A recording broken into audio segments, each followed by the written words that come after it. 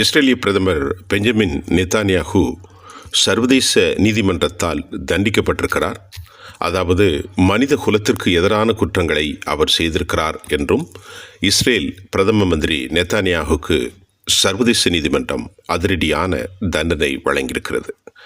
போர்க்குற்றங்களில் அவர் ஈடுபட்டதாகவும் மனித குலத்திற்கு எதிராக செயல்பாடுகளில் ஈடுபட்டதாகவும் கூறி இஸ்ரேல் பிரதமர் பெஞ்சமின் நெத்தானியாகு அந்நாட்டின் முன்னாள் பாதுகாப்புத்துறை அமைச்சர் யோகேலன், ஹமாஸ் அமைப்பின் முன்னணி தலைவர்கள் ஒருவரான முகமது தியாஃப் இப்ராஹிம் அல் மஸ்ரி உள்ளிட்டவர்களுக்கு எதிராக சர்வதேச குற்றவியல் நீதிமன்றம் பிடிவாரண்ட் பிறப்பித்துள்ளது. பலஸ்தீனத்தைச் சேர்ந்த ஹமாஸ் அமைப்பினர் மீது போர் என்ற நடவடிக்கையின் அடிப்படையில் இஸ்ரேல் தொடுத்து வரும் போர் உலக மக்களின் மனசாட்சியை உருவாக்கி வருகிறது. உலுக்கி வருகிற இந்த சூழ்நிலையில் இஸ்ரேலுக்கு பலஸ்தீனத்தைச் சேர்ந்த ஹமாஸ் அமைப்பினருக்கும் இடையே 2023 ஆண்டு அக்டோபர் 7 மோதல் தொடங்கியது. தாக்குதலை ஹமாஸ் தொடங்கியிருந்தாலும் அதற்கு பதில் தாக்குதல் நடத்துகிறோம் என்ற பெயரில் இஸ்ரேல் நடத்தி வரும் போர் அப்பாவி மக்களை கொண்டு குவித்து வருகிறது. இந்த போரில் ஏராளமான குழந்தைகள் படுகொலை செய்யப்பட்டிருக்கிறார்கள்.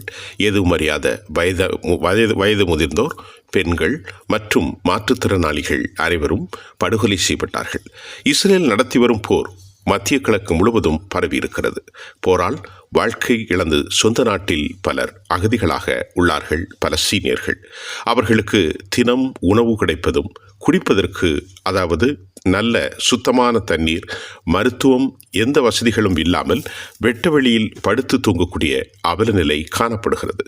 இந்த நிலையில் காசா போர் தொடர்பாக அதிரடி நடவடிக்கை எடுத்துள்ளது சர்வதேச குற்றவியல் நீதிமன்றம்.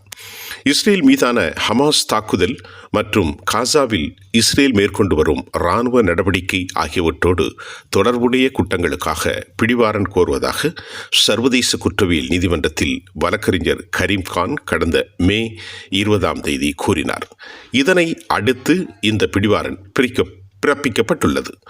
3 நீதிபதிகள் அடங்கிய அமர்வு வழங்கிய தனது தீர்ப்பில் காசாவில் பொதுமக்கள் உயிர் வாழ்வதற்கு இன்றியமையாத பொருள்களான உணவு, தண்ணீர் மற்றும் மருத்துவ பொருட்கள், எரிபொருள், அதை தொடர்ந்து மின்சாரம் உள்ளிட்டவற்றை இரு தரப்பினரும் வேண்டுமென்றே தெரிந்தே பறித்துள்ளார்கள் என்று நம்புவதற்கு நியாயமான காரணங்கள் இருப்பதாக சர்வதேச நீதிமன்றம் கருதுகிறது. நீதிமன்றத்தினுடைய அதிகார வரம்பை இஸ்ரேல் ஏற்க வேண்டிய அவசியமில்லை என்றும் குறிப்பிட்டுள்ளது. சர்வதேச குற்றவியல் நீதிமன்றத்தின் அதிகார வரம்பை நிராகரித்துள்ள இஸ்ரேல் காசாவில் போர்க்குற்றங்களை மறுத்துள்ளது. வான்வெளி தாக்குதலில் அல் மஸ்ரி கொல்லப்பட்டதாக அது தெரிவித்துள்ளது. ஆனால் அல் மஸ்ரி கொல்லப்பட்டதாக செய்தியை ஹமாஸ் உறுதிப்படுத்தவும் இல்லை, இதுவரை மறுக்கவும் இல்லை. கடந்த அக்டோபர் 7 2023 ஆண்டிலிருந்து ஓராண்டுகளுக்கு மேலாக 412 நாட்களுக்கு மேலாக 44,056 பேர் படுகொலை செய்யப்பட்டிருக்கிறார்கள். இந்த படுகொலையின் காரணமாக லட்சத்திற்கு மேற்பட்ட மக்கள், அதாவது எந்த விவகாரமும், எந்த தொலைநோக்கும், எந்த கான்ஸ்பிரசியும் இல்லாத அப்பாவிகள்தான் இந்த போரின் மூலம் அதிக படுகொலைக்கு உள்ளாகிறார்கள் என்பது அபாயகரமான செய்தி. ஆனால் எவற்றையும் அவர் கண்காணிக்காமல், எந்த நிலைகளையும் அவர் ஏற்றுக்கொள்ளாமல் மனித விரோத படுகொலைகளை இஸ்ரேல் செய்தது என்பதாகத்தான் சர்வதேச நீதிமன்றத்தில் தற்போது அவர் நிலைப்படுத்தியிருக்கிறார்.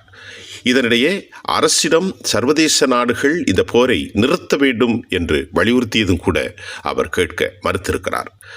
இந்த நிலையில் அமெரிக்காவினுடைய புதிய அதிபராக ஜனவரி 20 பதவியேற்க இருக்கும் டொனால்டு ட்ரம்புடைய நிர்வாகம் இதனை எப்படி கையாளப் போகிறது என்பதை தவிர்த்து அமெரிக்க ஜனாதிபதி ஜோ பைடன் உள்ளிட்ட பல்வேறு தலைவர்கள் கடும் கண்டனம் தெரிவித்தார்கள்.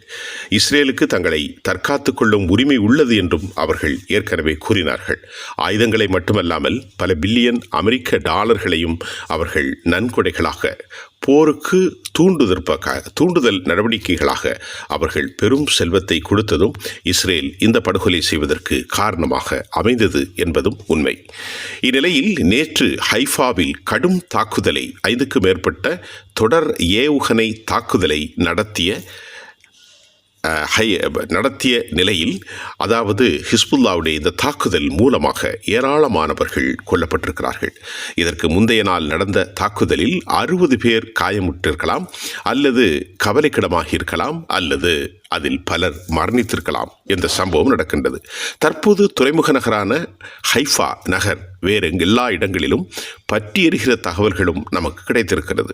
இதனிடையே தெற்கு லெபனான் போன்ற பகுதிகளில் ஊடுருவதற்கு சென்ற கோலான் படைகள் வலிமையான அதிகாரமும் ஆபத்தான இடங்களில் நுழைந்து திட்டமிட்டு தாக்குதலை நடத்தக்கூடிய இஸ்ரேலுடைய கோலான் படைகள், இந்த படைப்பிரிவின் பலர் கொல்லப்பட்டிருக்கிறார்கள் அல்லது கவலைக்கிடத்தான நிலையை சந்தித்திருக்கிறார்கள் என்கின்ற செய்தியும் வந்திருக்கிறது.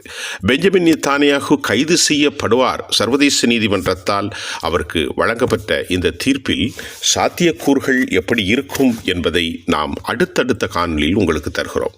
ஆனாலும் சர்வதேச நீதிமன்றம் பிறப்பித்திருக்கக்கூடிய இந்த ஒரு மிகப்பெரிய சட்டம், அதாவது தண்டனை அவருக்கு மிக பெரும் ஆபத்தை, அதாவது மிக பெரும் பின்னடைவை அவர் சந்தித்திருக்கிறார் என்பதில் எந்த மாறுபட்ட கருத்தும் இல்லை. மனித விரோத படுகொலைகளை அரங்கேற்றக்கூடிய பலருக்கும் இன்றைக்கு தப்பி வந்திருக்கிறார்கள் என்ற நிலையிலும் கூட இவரை எப்போது கைது செய்யப்படுகிறார்கள்?